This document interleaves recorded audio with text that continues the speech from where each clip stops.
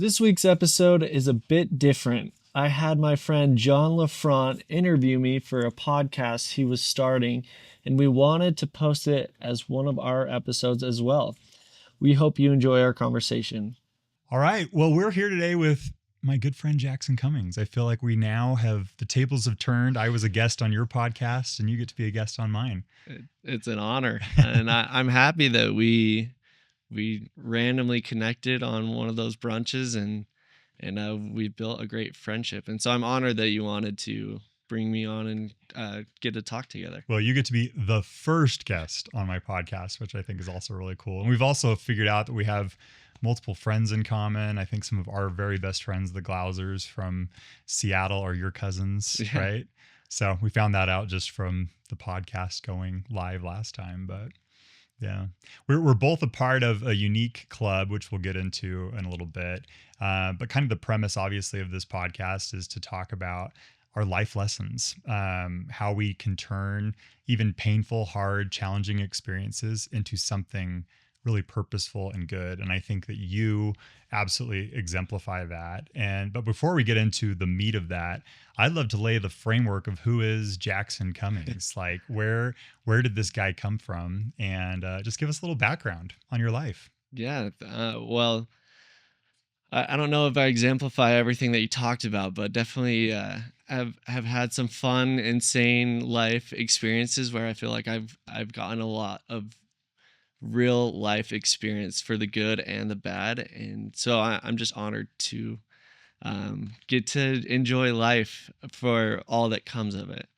For my life and my background, who I am, what I really care about, I've found that as you care more about other people, your life will upgrade. And so my personal life has been led by God, and not in every moment, but in a big sense of my world, it's just trying to figure out what God's will is and execute at the highest level of energy, highest level of sincerity and empathy to make a difference in the world to help other people upgrade the quality of their life.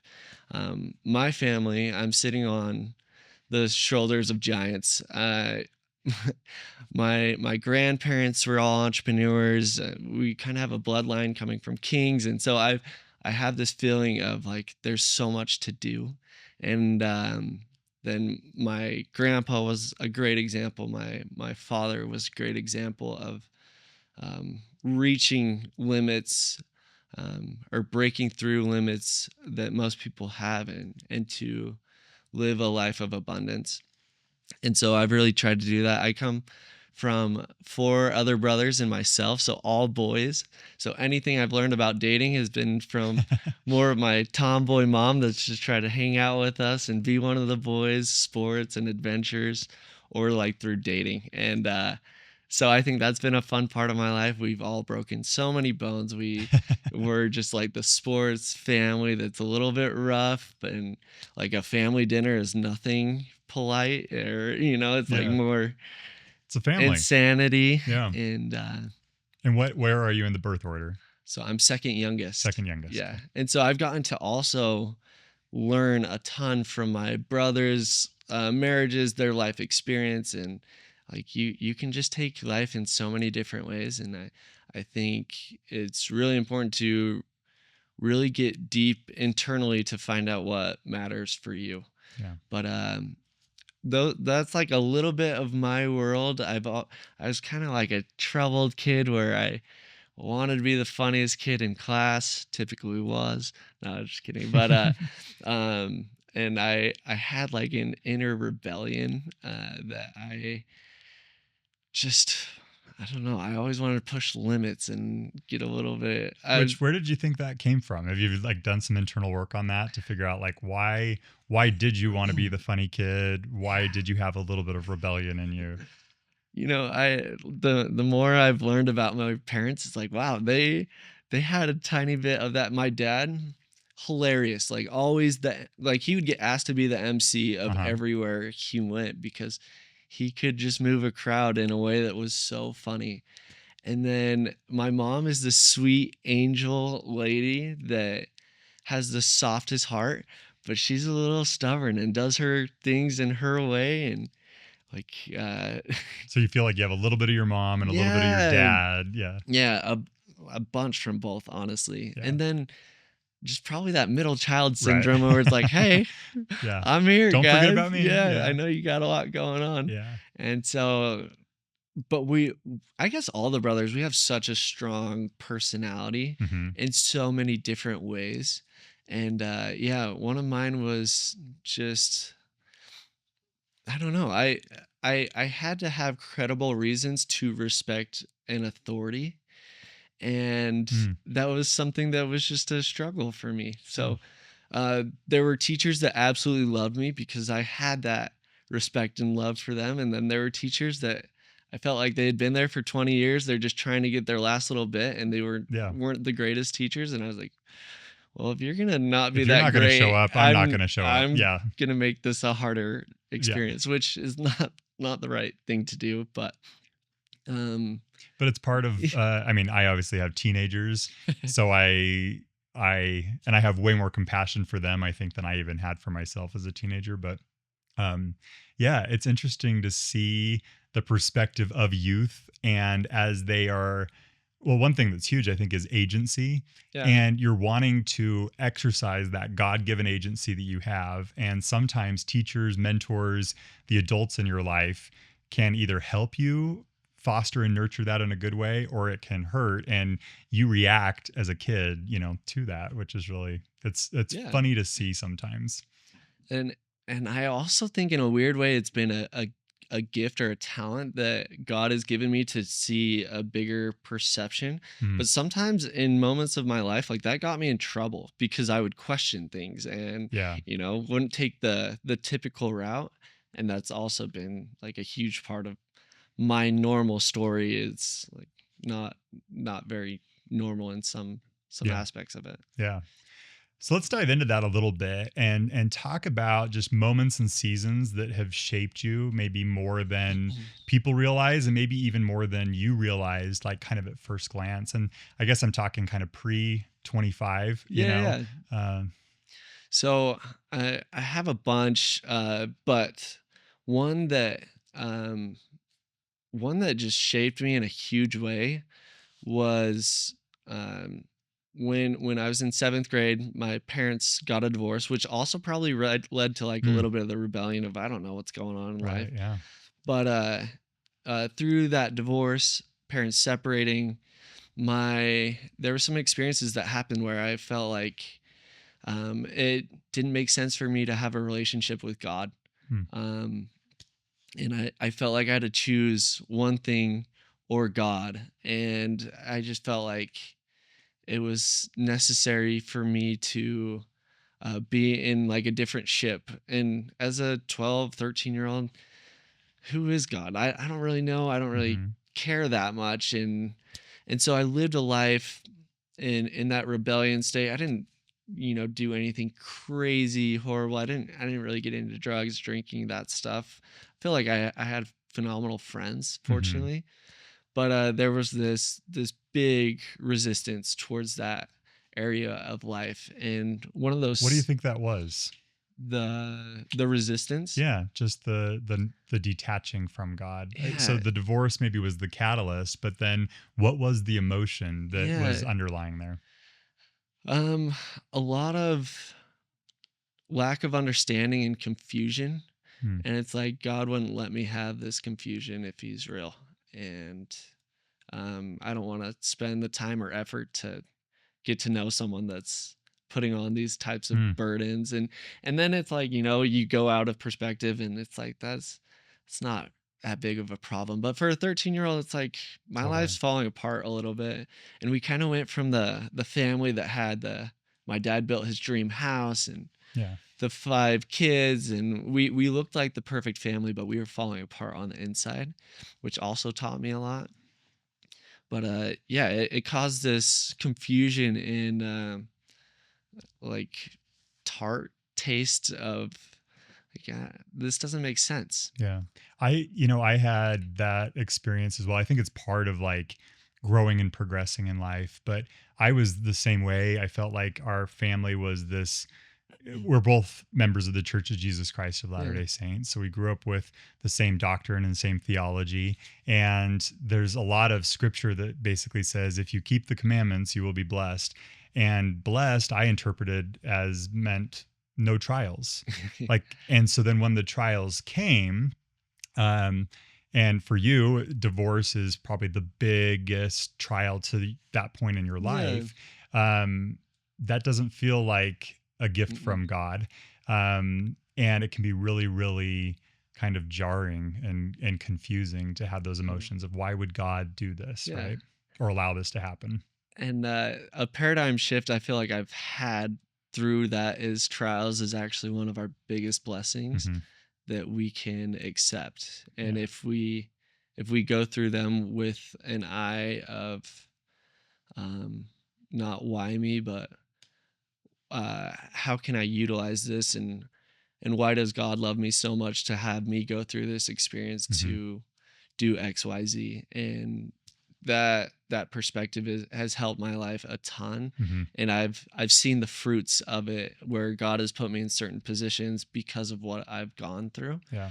which has been really powerful. But where I was going with the season thing and what happened there was I had one of my best friends. We would do word skills together, and I was horrible at English, and this guy was great. And so I was like, we got to do homework together because he'll know every answer when I don't know it. Yeah. And so a couple Sundays in a row, he was like, hey, I'm going to this God night where we kind of just we all hang out as friends, but we talk about God stuff. And I was like, oh, that sounds like the worst thing ever. Like, there's no You're like, chance that I'm no, going thank to you. that. Yeah. Yeah. And then he invited me again the next time, and kind of, I don't know if it was out of pity or just like, okay, I'll go, whatever. Like, I want to be with my friends. Hmm. And I show up, and there's like 10 of us, and everyone's going around and just talking about God, their life and experience. And there was a moment where I was in that room, and it was And how old were you? I'm about 16 at this time. And And your parents divorced at 12? yeah. Okay. And so there's been this gray area, 17 Okay. actually.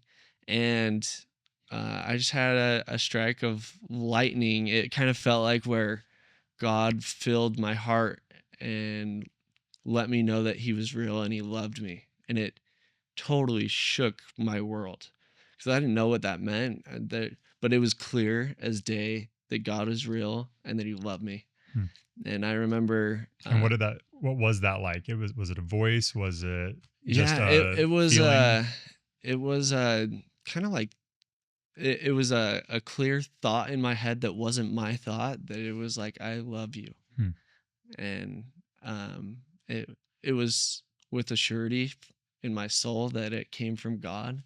And I remember I broke down and I was bawling with a bunch of guys, Hmm. and that was weird for me. And but I couldn't control it because how intense that feeling and realness that I was experiencing an authentic love from God. It's hard to explain, but I came home that night and it was probably 12:30. Just went straight to my mom's room, and I remember looking at her and I was like, "Mom, like, God's real. Like, what you kind of talked about is real." And from her perspective, she says that she saw like a different version of me that she had Wow. not seen ever. And so that was, I didn't realize how much that would shift my life and change everything. Yeah. And it really has played such a crucial thing in my life. And I try and have God be, a top priority of everything I do. Hmm. And if I didn't have that experience, I believe that God would have given me more opportunities and chances. Yeah. And I know not everyone gets such a strong moment like that. But I think for what I went through and what I was going to go through, he knew that I needed to know that he was real and he loved me, and Yeah. that we could do hard things together. Yeah. from what I know of you and the time that we spent together, like that's so apparent. It's one of those things that when you have an experience like that, it's where much is given, much is required. And I feel like it's great to hear more of the background story on it Mm. too, of just how that was then a catalyst for, other moments in your life. And I'm sure you're like all of us where you maybe don't do it all perfectly, but I think that Not you've been not at all. very convicted, though you can't forget that experience. And so then it's like, what else can you do when you have a testimony like that, and how can it propel you to do different things, your specific life mission, with him as kind of your partner, which is way cool. And I've just seen that manifest in you in the work that you do. Well, thank you. Yeah, I'm definitely not perfect in it, and I think that's just a lifelong journey, and perfection's not even gonna happen in this life. And um, I just hope that I can do my part for what is needed in the plan with my world to reach the potential where I'm helping a lot of people. Awesome. Well, let's keep going on your journey. So you're Yeah, 17 years old. You have this amazing life event that brings you to tears. It's so impactful. You talk to your mom. What is then the next big move that you make in your life now that you have this newfound knowledge and testimony of God? yeah.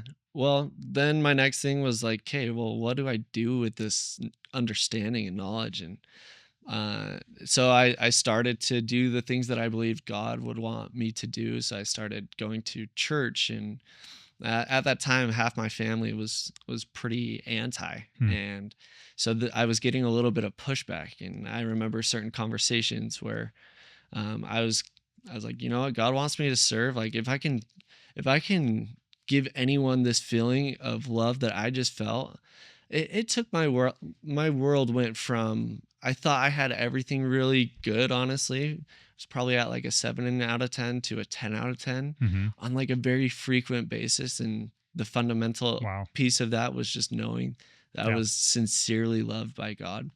Um, I wanted to give that to everyone. So the only outlet that I understood to do that was to go on a mission.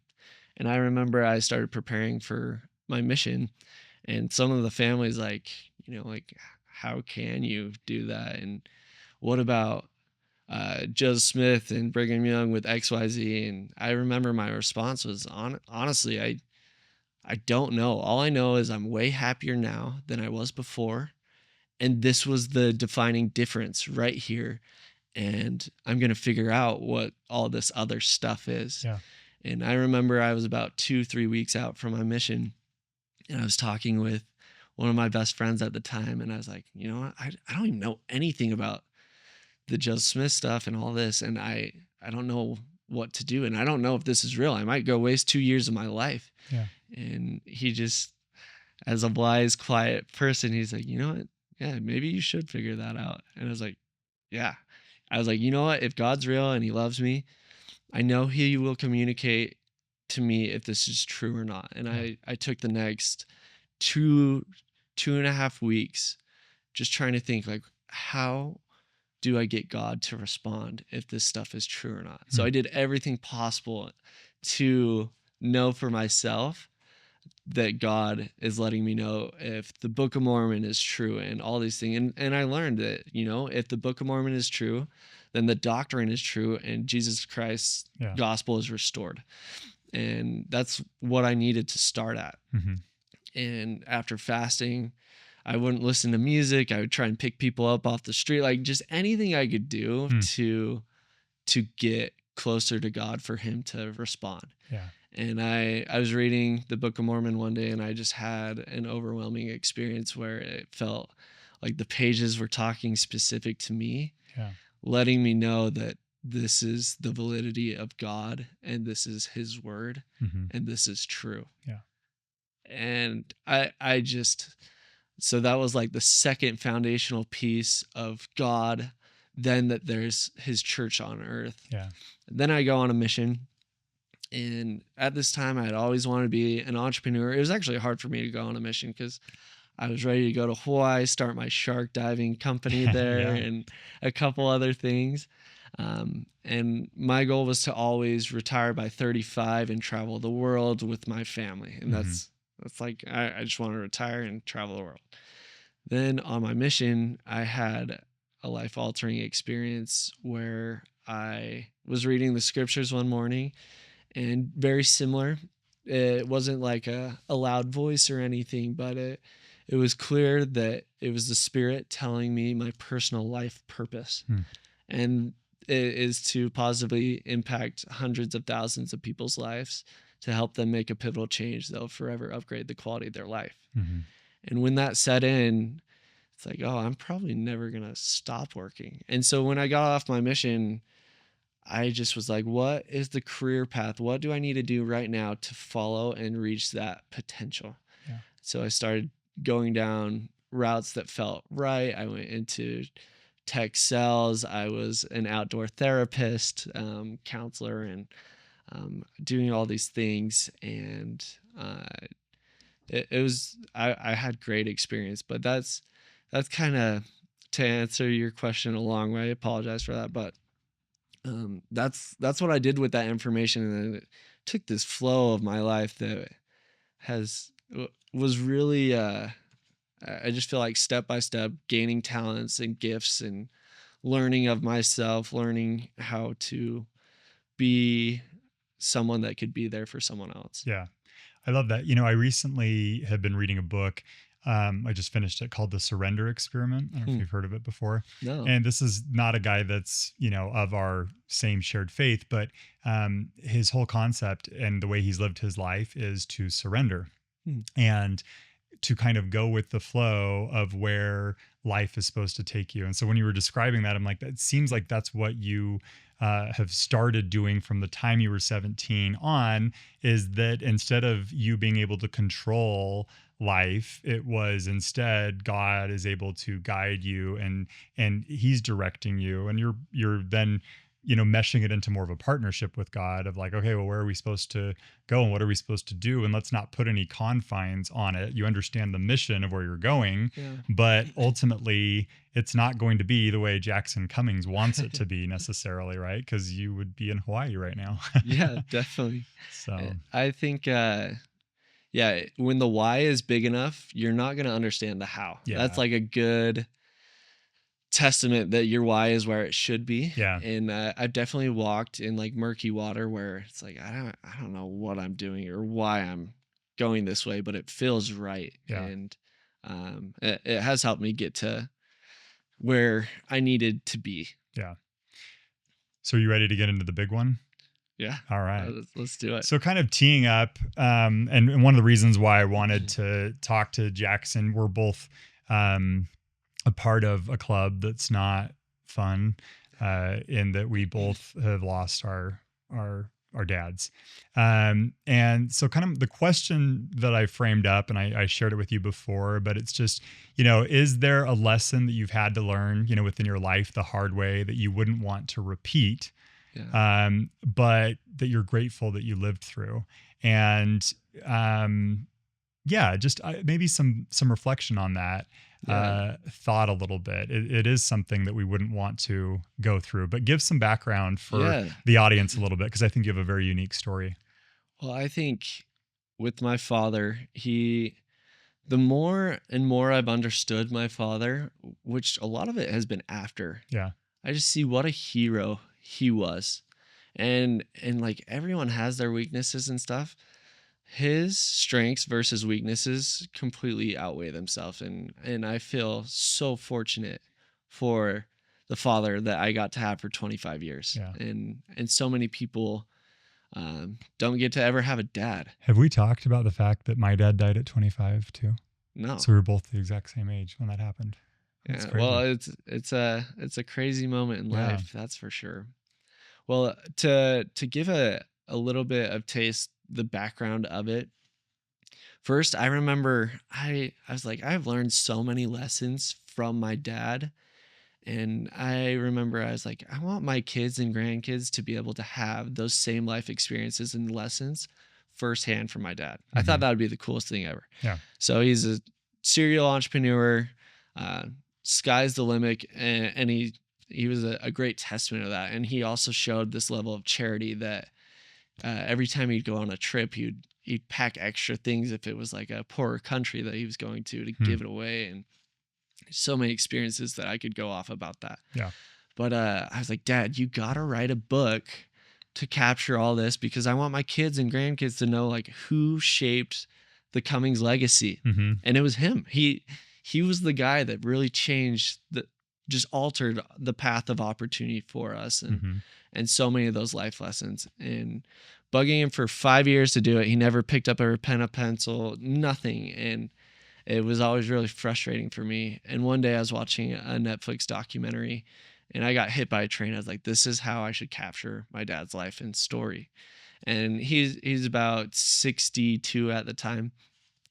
And I was like, okay. I was looking into ways to do that. And there didn't seem to be a solution that fit everything that I wanted. And everything that I wanted was going to be like $50,000 to $100,000. Yeah. I was like, but if I do it on my own, I feel like I could figure out how to do it. And so I just wanted to capture his story, and I felt like that push to do it. Yeah. And so I got one of the best cinematographers that I knew, and I was like, let's go capture a couple other people's stories to then capture my dad's, because I don't want to learn on my dad's story Yeah. and make the silly mistakes. So we go capture two other people. These documentaries turn out way better than I could have ever expected. And I'm like, okay, Dad, let's start preparing. So we started to prepare. And as we were preparing, that's actually when he passed away unexpectedly.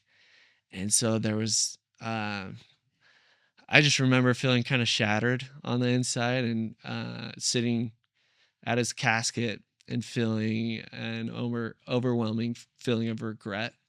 And I was like, this is why I was pushed to do this. Yeah.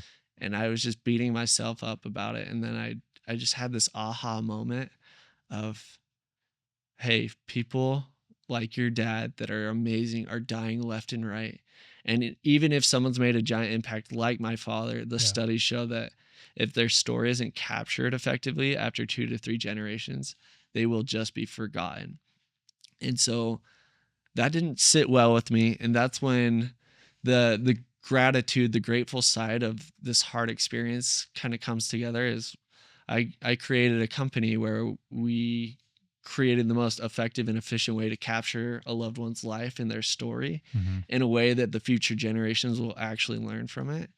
And so through losing my father, one, I've gotten to have such a deeper love for him after he's gone, and a lot of great things. But we've now been able to help so many families where, uh, after we've created a video documentary for them, their loved ones have passed, and it's one of the most priceless things that they own, and they tell me that. And I just think of a guy in Texas where he's in his 40s, has 5 kids. His youngest kid is 3 years old, and we fly out to Texas to tell his life story. And right when we get there, the day before, they almost called us to not come because his tumors in his brain were getting so big that he couldn't talk anymore. Yeah.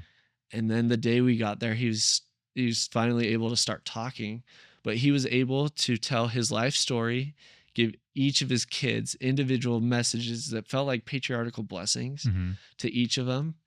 And about a month or two later, he passed away. And that 3-year-old now will get to know her father like on a very personal level because of the videos that we created. And so that's where the gratitude side comes, and we have numerous stories like that. Yeah. But and so I feel like the negative regret that I felt has been used as a tool to help a lot of families, and it's um there's just been a lot of great learning from that.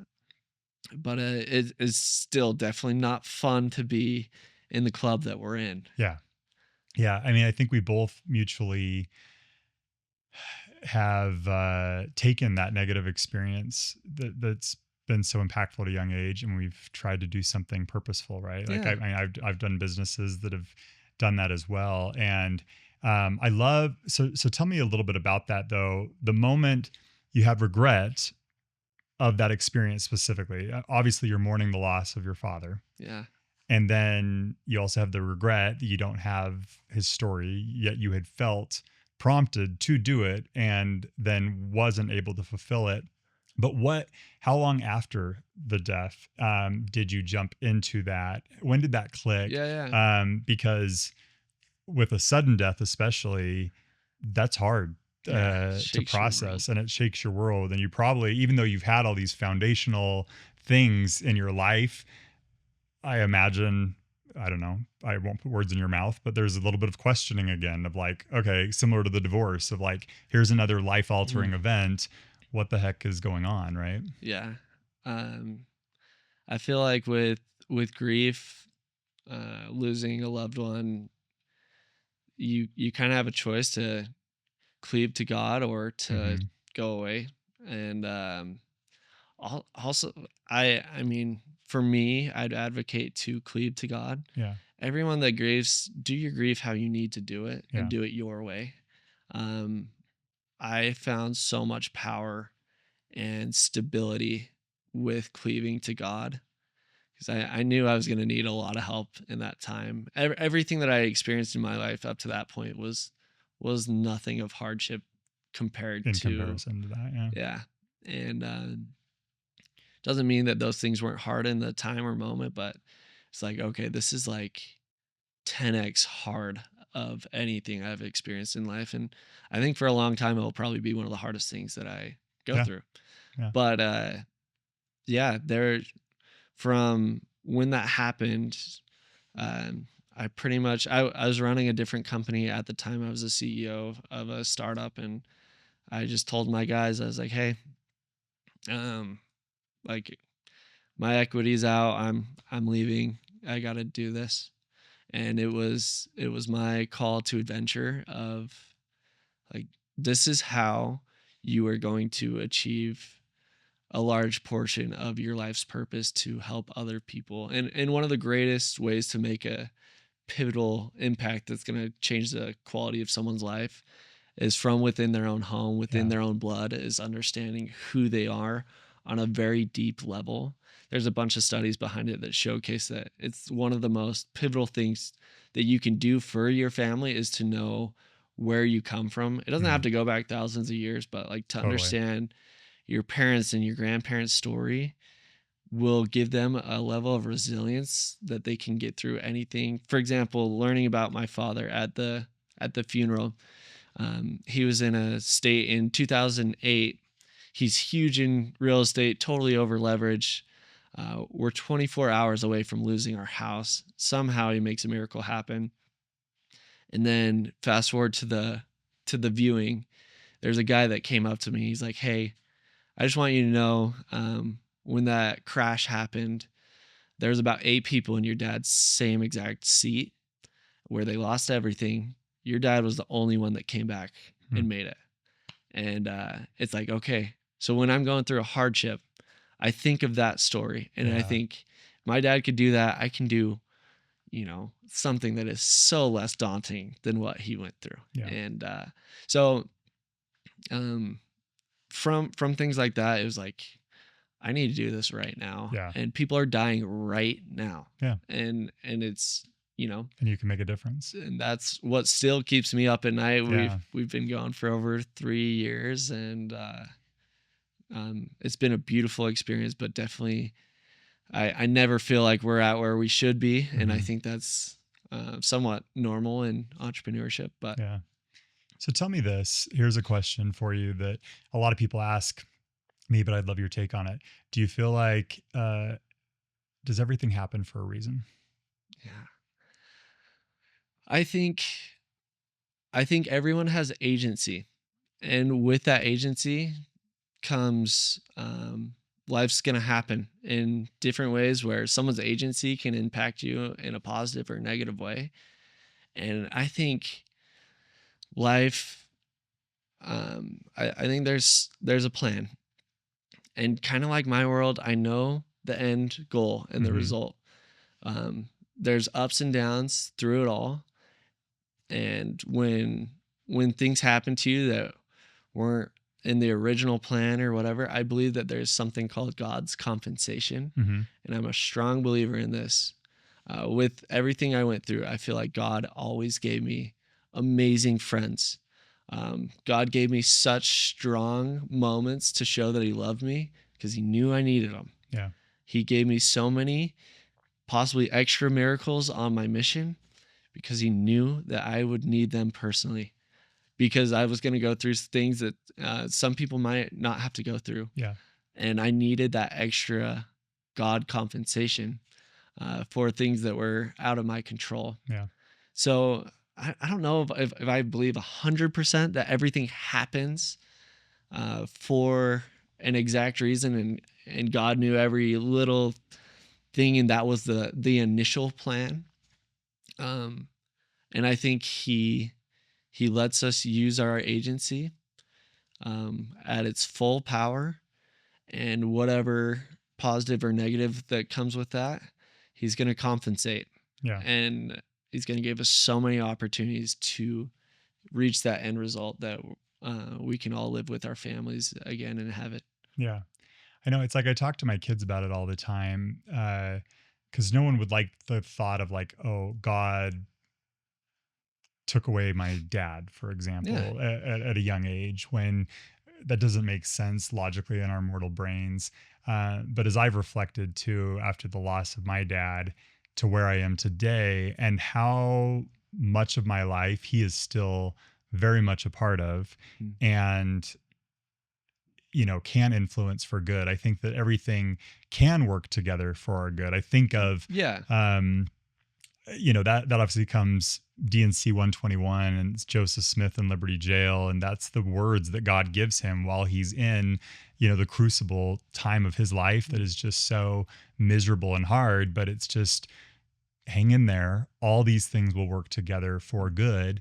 And we just have to have faith through that process. And I think that, back to kind of even that surrender experience, the book that I was talking about, I think we as humans can keep digging our heels in and try to grit and control Yeah. the experience. And when it doesn't go as planned, that's when we then want to like curse God. But if we can let go and surrender to that, and then work, like you said, to the best of our ability with the things that God gives us and blesses us along the way, that can work together for something really, really purposeful that can bless the lives of millions, hundreds of thousands, millions of people. Yeah. We really do have the ability, every person has the ability to do that. I believe that But 100%. we sometimes, our mortal brains, we just limit that so much, and we strive to find comfort. We like to be the victim of life. Those are natural mortal like kind of experiences. But when we look at it through like a spiritual lens, everything is more expansive and purpose driven. Yeah. And I also think with like the agency, God wants us to achieve big goals, and Totally. he wants, like, if we're going to become like him and his son, like, we should be pushing ourselves. We should be executing on a high level, Totally.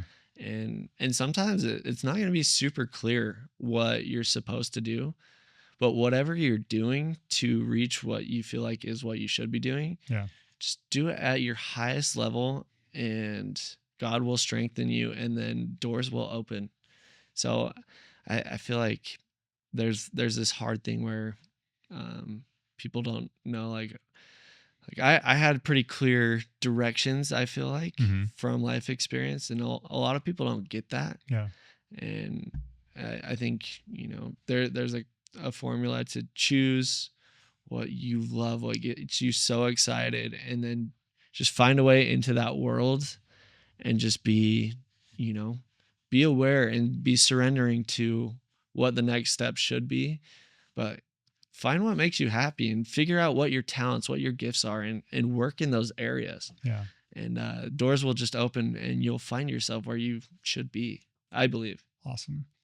To kind of just wrap up, I want to do a little exercise with you for a second. Yeah. Now that you've kind of told your life story, um, through this experience and kind of where you're at today, with building these businesses that are purpose driven, I want you to just envision for a moment that you're in a room and you are with 16-year-old Jaxon. So this is before the God experience, but 16-year-old Jaxon, that's 4 years after family divorce, questioning life, Um, and it's just you and your younger self.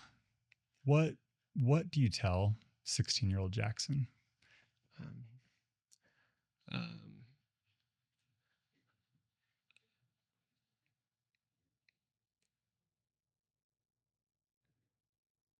my first thought is just look for the kids, Jackson, that don't have anyone. Your problems feel so big, but in reality, there's so many people going through such harder things, and just be a light to them. And also, everything is going to just play out. I also had this weird feeling that I was always gonna die before, like even before my mission. I don't know why. Yeah. And so I'd be like, "Hey, you're gonna live longer than you Yeah. think." Yeah. And now I believe I'll live to be over 100. But Yeah. that was a interesting thing. But just like like everyone knows what is good, how to be good, Hmm. what feels right. And I think the world just needs great humans that are a little bit more less selfless. And I think I could have been less selfless. I loved all my friends. I loved girlfriends and all that. And I just know there's a lot of lonely people, and I tried to talk with them and find the kid that didn't have anyone at lunch. I think I just would have loved to put more of an emphasis, and so I'd tell him to have your eyes a little bit wider than your own little world, Hmm. um, because they need you. What would you tell 16-year-old Jaxon um, about your dad? Yeah. Our relationship kind of in that time, um, I think we were somewhat volatile. We probably had one of the most volatile relationships because like I just felt like there were moments where he was being selfish, but in reality he was just having a midlife crisis, didn't know how to handle Sure. some stuff. And like that person that needed more love than probably anyone is my dad. Hmm. And I know we had some hard conversations, um and I just think uh like he was in my dream last night. Hmm. And I just think um I just wish I could love him more Hmm. before I didn't have the opportunity to do that. And I tried to validate him a lot throughout my life, and I just wish that I would have done, I don't know, maybe just try to learn more from him, trying to understand him better, try to just love so much without my own personal judgments of why this, Hmm. and just try and see him in God's eyes a little bit better. I love that. From my observation in just hearing what you've said so far, um, you would go and tell younger Jaxon to love, Yeah, right? yeah, Like it was whether it's loving other kids that might be struggling, it's loving your dad, having more compassion for yeah, him, and probably loving yourself yeah, a little bit more. But it sounds to me like with the wisdom that you have at this point in your life, if you were to go back and tell 16-year-old Jaxon, who's kind of at the lowest of lows of his life, the advice would be like love is yeah. the answer, right? And love is also the light Hmm. that kind of clears up the lack of clarity. Yeah. And I think it gives you sight. Like love and empathy and sympathy just will help give clarity of um working with the one. Hmm. And I think there's so much power in just trying to work with the one. Yeah. So, the name of this podcast is obviously here's the lesson, Yeah. and what we can take through divorce, loss, death, just the journeys of life. But is that the lesson? Is that the lesson that you would share? Yeah, I think as a person, as communities, like, um, people are just going through it, and um, the scriptures say, like, if you're in a place of strength, help those that are in need. And also, like, talking about living a fulfilled life, one of the biggest things to fulfill yourself is by loving and serving other Hmm. people. And so I feel like that just doesn't have as high of a priority in our society as it should. Yeah. And they don't need to be acts of money, doesn't need to always be acts of time, just whatever resource you have to love. Yeah. um, I don't think I've experienced a moment where I showed up trying to love someone that I regret. Yeah. And so I think, yeah, the power of um, aligning your will with God's and loving more than you feel like you can love would probably be the lesson that I want people to learn from. And that we just chase a lot of things that don't actually matter, that aren't going to bring you real success or fulfillment of life. And I've actually gone down a huge route of what what that's actually like Hmm. through learning from other people. Yeah. And so, yeah. Yeah, I love that. And just, my kind of closing thoughts here too. Ever since I have met you, I feel like I have always felt that. You are a very just giving, generous person with your time, your energy, your effort, your thoughts, just your kindness and your goodness. So you are, I can attest to that. You practice what you preach, which is really good. But I think the thing I love too, people can listen to any podcast about how to make millions of dollars and conquer the business world and do that, this, that, or the other. One of the things that just I feel like you and I both align on is if we put God first, right, and what He asks us to do, everything else follows. Like He will ensure us that we have what we need to be able to accomplish His work. And if you have that mindset of how can I love, how can I give, how can I um, support, and ultimately how can I listen, to the promptings of the Spirit to be able to act, then you will see Yeah. wild success. What does that look like? It's different for every single person, but ultimately it's that you will have an abundance, I think, of love in your Yeah. life. I think it's one of the easier ways to reach your potential is having a high focus point on that. Yeah. I think it's also really important to execute and make sure your actions, like you're acting Yeah. in your faith and in your love, Totally. um, and then dreaming big enough and following God's will. Yeah, like Yeah. that's kind of like the recipe, I believe. Yeah. And like show value, and the successes or whatever of your life will follow. Awesome. Well, we're going to wrap up our conversation today. I highly encourage you to look up Jaxon Cummings online. Where can people find you Yeah. if they want to follow your journey? Uh, on social media, it's Jaxon Cummings Official. The podcast is the Life Legacy Podcast with Jaxon Cummings. And then the company is Life Legacy Studios.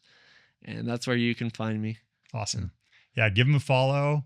I know that you're just only at the beginning of your journey, that there's going to be a lot of really good things that come from here. Well, thank And you. appreciate your time, man. Yeah. And last thing, John, just you're one of those giants that is enlightened by the Spirit, and I feel like you have already achieved so much in being a good human. And in the business world, I'm sure majority of people don't understand the level of success that you've had, but also just the the level of human you are, I think, is insanely impressive.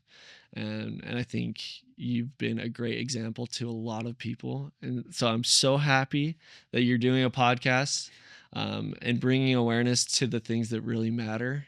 And I know you're a good family man, and I think you're just a great example that a lot of people should be listening to you. So I'm honored to be here, but I'm just really happy that we're friends, and grateful that uh, you know, you're putting my in my path.